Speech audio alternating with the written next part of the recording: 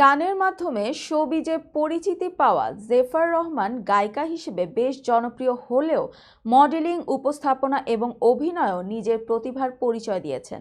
তবে সম্প্রতি একটি কনসার্টে নাচের পারফরমেন্সের জন্য তীব্র সমালোচনার মুখে পড়েছেন তিনি। এ বিষয়ে এবার কথা বললেন জেফার। বিস্তারিত নুসরাত সাজিয়ার ডেস্ক রিপোর্টে।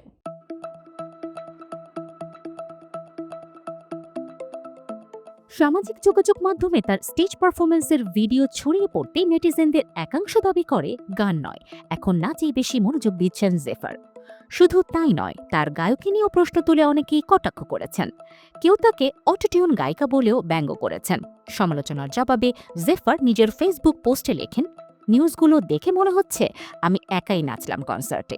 না ভাইয়া, আমি একা নাচি নাই, আমার সঙ্গে লাখ লাখ মানুষ নাচল, গলা মিলিয়ে গানও গাইল।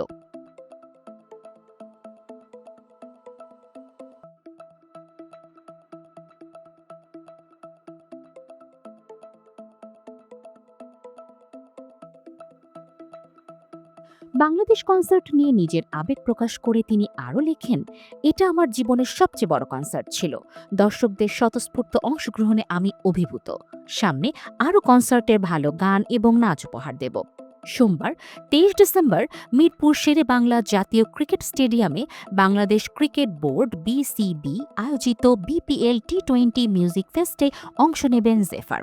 তার সঙ্গে পারফর্ম করবেন পাকিস্তানের জনপ্রিয় গায়ক রাহাত ফতে আলী খান।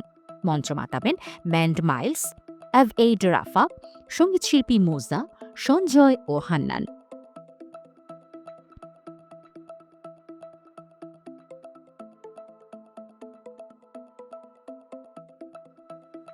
জেফারের স্টেজ পারফরমেন্স বরাবরই আলোচিত। তার পোশাক এবং গানের ধরন নিয়ে আগে থেকেই বিতর্ক ছিল। এবার কনসার্টে নাচের কারণে নতুন করে সমালোচনার মুখে পড়লেন তিনি। যদিও জেফার বরাবরের মতোই ইতিবাচক মনোভাব ধরে রেখে এগিয়ে যাওয়ার কথা বলেছেন। তার ভাষায়, দর্শকদের ভালোবাসা আমার সবচেয়ে বড় প্রেরণা। আমি গানের পাশাপাশি নাচের মাধ্যমেও বিনোদন দিতে চাই। সমালোচনা সত্ত্বেও আমি আমার পথেই চলতে থাকব। জেফারের ভক্তরা বিশ্বাস করেন তিনি তার কাজের মাধ্যমে সমালোচনার জবাব দিতে পারবেন।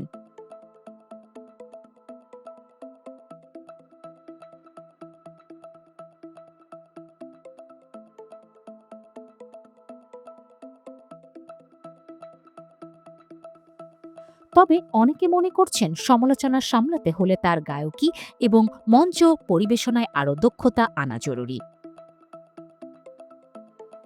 সোমবারের মিউজিক ফেস্টে তিনি কেমন পারফর্ম করবেন তা নিয়ে ইতিমধ্যেই দর্শক ও সমালোচকদের আগ্রহ তুঙ্গে।